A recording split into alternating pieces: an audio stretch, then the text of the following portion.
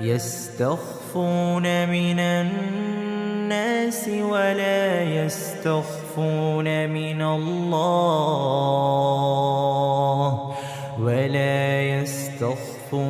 من الله وهو معهم إذ يبيتون ما لا يرضى من القول وكان الله بما يعملون محيطا. ها أنتم هؤلاء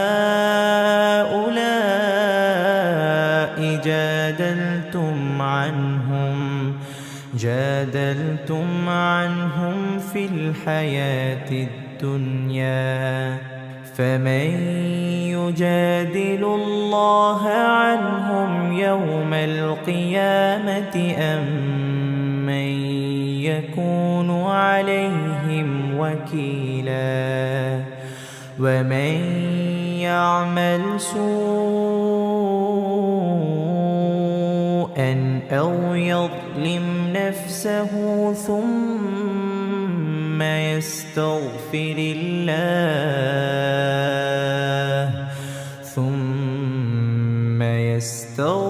الله يجد الله غفورا رحيما.